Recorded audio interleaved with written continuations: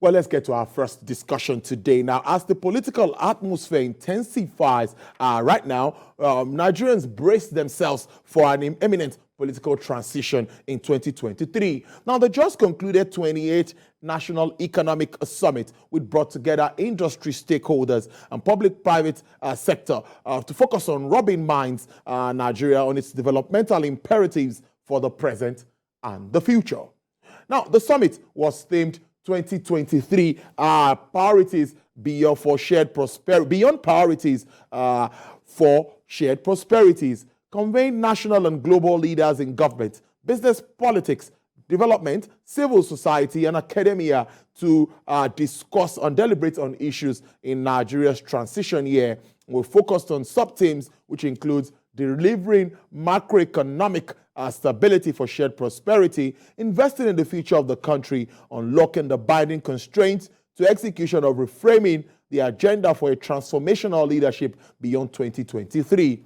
Joining me now via Zoom to assess key deliberations at the just concluded 28th Nigerian Economic Summit is a fiscal policy partner and tax leader. He's with PricewaterhouseCoopers, Mr. Taiwo Oyedele. It's great to have you join us. Good afternoon to you. Good afternoon, Tolu. It's a pleasure to join you as well. Okay, let me start with the theme of this year's event. That's 2023 and beyond. Priorities for shared prosperity. For me, for us to share prosperity, a country must be prosperous. Where are we and how do we get to that point where we can share this prosperity?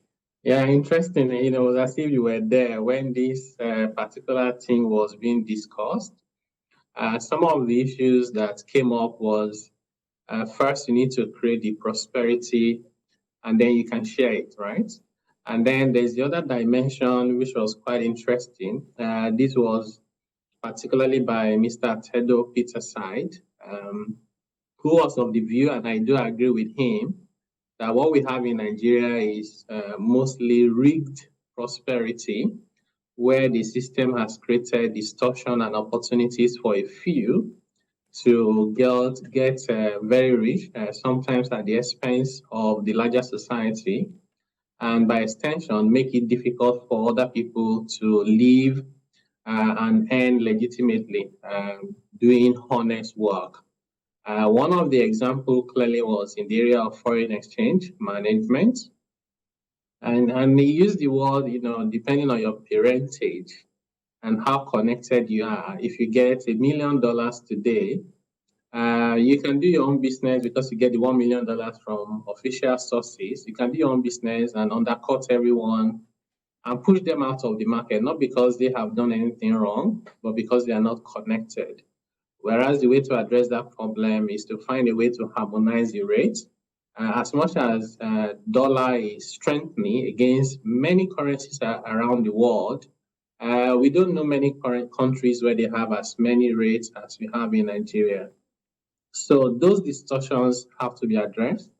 And still on the theme about 2023 and beyond, priorities for shared prosperity was also the opening session around the Nigeria we want, which the keynote speaker, Pascal Dozier, quickly said it should be about the Nigeria that we need, and emphasized the need for us to have institutions that are not extractive, but rather inclusive.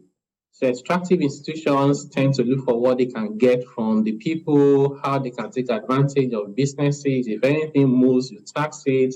If it moves again, you tax it even more. Whereas if you make it inclusive, you talk about prosperity first, and then you talk about taxes. And that conversation for me was quite apt, particularly for the informal sector and small businesses, where you often hear political leaders in Nigeria talking about informal sector is where their money is. And then they are chasing people who are struggling to make a living to pay taxes, which sometimes are not spent in the way that is productive and benefit society. What we should actually be thinking about is prosperity first. How can government support small businesses? How can we facilitate formalization of informal businesses? How can we ensure that regulation is sensible and seamless? How can we ensure that the civil service is thinking about how to support the private sector? How can we then have a private sector-led, business-friendly environment Those conversations needed to be connected together before we can talk about shared prosperity. A good way to really start. Mr. Oyedele, I like to ask this question when we talk about this FX constraint that we face as a country. Talking about increased production and value addition, and this will help address inflation and this FX constraints. But are we really at that level of adding this value and increasing productivity? We have challenges with power, we have challenges with infrastructure and all of that. So how do we manage this up? Yes, sometimes the point that's always missing in Nigeria is context and balance. Someone would easily tell you, like now, government is considering further increasing the excise duties on non-alcoholic beverages, on beer, as well as tobacco, because someone has taken the view that the rate needs to be higher because it's higher in other countries, without considering whether in those other countries they are generating their own electricity, whether they are spending so much money on diesel, whether they are dealing with the level of insecurity that has created logistic issues, whether they're dealing with the same level of FX scarcity that has really pushed their costs upwards. So when you miss context and you don't have the balance, you have a single story rather than a balanced story, you tend to make wrong decisions, especially when policies are not driven by hard data and empirical evidence. So this is the reason why, if you then narrow down to the area of FX, for example, you say, why is it that we have the situation that we have in Nigeria? Of course, we don't have sufficient supply of FX. Why don't we have sufficient supply of FX? We are not exporting enough. What are we not exporting enough? It will be both oil because there's oil theft. It would also be non-oil because we've made it extremely difficult for people to export from Nigeria. Either it's to do with regulation or port procedures, or it's to do with logistics, or sometimes it's even to do with the standards of what we're exporting because you don't have the system to support those who are producing so that when they finish producing, their product will meet the standard in Europe, in Asia, in America. Those issues should be the primary focus of government. And the little FX you have to ensure that you do not make a bad situation worse by people losing trust in the Naira and therefore speculating to keep and put their assets and resources in dollars. Because once you get to that level, you start a spiral that may not end well. So government can still manage what we have to have a better outcome than what we are going through now. So you don't have such a wide margin between the parallel market and the official market. And the way to do that is to remove the speculation, to ensure that like the Naira redesigning could have been better handled, in my view. There was nothing wrong with coordination between the monetary and fiscal authority. Nobody says you need to get an approval, but you should have that coordination so that the fiscal aspect of the Naira redesign can also be addressed, including how do you bring in intelligence? If somebody had money outside the banking system, have they paid tax on it? How is it that even some people who are, they're not people with billions that has been stolen like politicians, they're just honest people in villages who have a little money here and there, and they keep it under their pillow. Why are they not within the financial system? Can we make it easy for them instead of asking them to go and bring utility bill, go and bring birth certificate, go and bring all manner of requirement that is pushing them away from the financial system? Can we find a simpler way of including them? Maybe they just have to present NIN. Maybe they just have to show up and do fingerprint. And that way, some of those legitimate amounts of cash flow outside of the banking system can then come in. And once you have the financial inclusion, it helps you with planning, it helps you with empowerment, it helps you with data to even allow you to plan for prosperity for everyone, not just people in cities or the few people who are lucky to be within the political space. The level of poverty in the country remains very worrisome. We can all attest to that. We see it. Seems like it's not getting better. But there's been efforts by government, which we must acknowledge. I want to ask you what you think about some of these initiatives. Before now, we had the trader money, market money. All of this moves aimed at addressing this challenge. But the percentage seems to still be on the high side.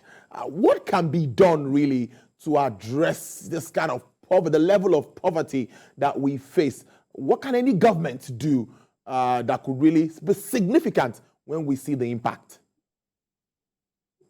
Yeah, if you have rising unemployment, which as at the last time it was put at 33%, in addition to very high underemployment, if we have the data for, say, end of 2021, I'm certain that those numbers would have gone up, unfortunately so. When you have rising unemployment and you have rising inflation, you can only get one result, that you have more poverty. So the reality is that we have more poorer people in Nigeria today than we had in the past. That's a fact. It's estimated differently. I think there's a World Bank projection that says it will be about 95 million people. The poverty clock, I think it was the UN one, I can't remember who developed it, shows we have the largest number of people living in poverty of any country in the world. This administration of Muhammadu Buhari, promised to lift 100 million people out of poverty, and that promise was made about 3 or 4 years ago. We do not have any data as to indeed how many people have been lifted out of poverty, how many people have been pushed into poverty for different reasons, and therefore what's the net impact? Is the net impact means more poverty, or does it mean less poverty? And what can we do? Because oftentimes it's easy and convenient to blame what's happening to us on everything else except ourselves. We can blame it on Ukraine and Russia. We can blame it on COVID. We can blame it on even the US and China doing their stuff. But the reality is, if you focus on what you can control, you will then realize very quickly that there's a lot more you can do to better the lot of your people, regardless or despite what's going on anywhere else in the world. After all, those situations about COVID-19 and Russia and Ukraine are not affecting Nigeria alone, they're affecting the rest of the world. And many countries are able to manage their affairs better than us. I also have to admit that there are countries that are doing worse than Nigeria. But why should we then benchmark ourselves with those who are doing worse? Why not benchmark ourselves with those who are doing best? Especially when you see that God has really blessed you with everything you need. When you're talking about natural resources, why are we not producing 2 million barrels per day? Why are we not refining all of it and exporting refined products? You have land. Some of the largest arable lands in the world are in Africa, including Nigeria. You have the human capital. You have very energetic, resourceful, and smart young people. And what we are not doing is just bringing all these factors together to improve productivity, coupled with the fact that sometimes we make wrong policy choices like the fuel subsidy. That continues to be a big drain on government, not just because subsidy itself is a problem, but also because there's an embedded corruption inside of that, such that the amount we are paying for is not really what Nigerians are consuming. So unless all of these are addressed in a deliberate and coordinated manner, I don't think the narratives will change anytime soon. Well, let's talk more about, of course, setting an agenda for whoever becomes the CEO by 2023, part of what was discussed at the summit. And 2-in-1 now, accelerated human capital development, which I think is very imperative this time. Rebuilding and also rejigging national institutions. We've heard about the Oroseye reports and all of that before now. So what do you think about all of this in achieving growth and development? Yeah, I know the focus is always on who is going to be the next president, but we also have to remind ourselves that these things go beyond just the president. I do admit the president has the biggest role to play, but also at legislators. Issues to do with the constitution, restructuring of Nigeria. In fact, my view is that it has nothing to do with the president. You can get the National Assembly to do that, and you get 2/3 of the state to ratify, and we have a whole new constitution without the president being involved at all. You have governors at the state. We've seen governors making some decisions that you need to question them in terms of what's the priority, what's the impact on the people. We've seen state building flyovers in almost villages where there are no traffic. We've seen a governor building an airport where people that are flying are barely 1,000, and they have a neighboring state where they already have an airport. Why don't you fix the road? And these are states where they don't have access road to the farm, where they don't have primary schools. So we then have to ask ourselves, these next leaders, not just the president, how are we going to ensure that our selection process is improved?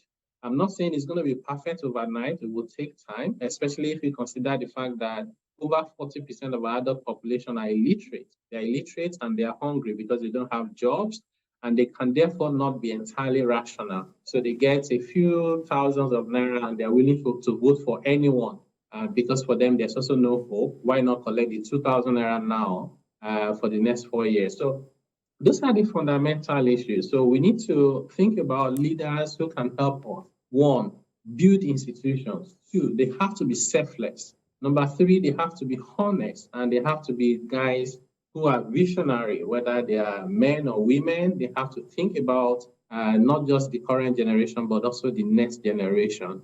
And I think people can always give you all those political stuff, but you need to interrogate how. The emphasis now has to be on how would you implement it. If you want to create employment, how? Some of them have not even added the figures together. You say you hire 500,000 to join police. You haven't told us how you fund it. We have debt that is rising. Revenue is not rising as much. How are you going to manage that? So we've seen what happened in the UK more recently. Before then, we saw what happened in Sri Lanka. Some of these situations are driven by bad policies, not even when you have implemented them. Just the signaling of those policies themselves can create economic crisis.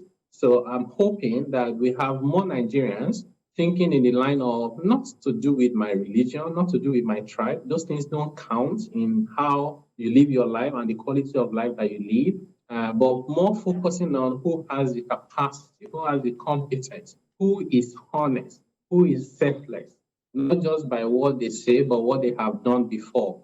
I think that's the way to go forward. Before I let you go now, Mr. Oyedele, enabling the private sector to take charge of some of these issues or developmental initiatives is very important. Many will say government has no business doing business. You should allow the private sector take charge. But enabling the private sector is key. What more can be done to attract more private sector-driven initiatives in our country?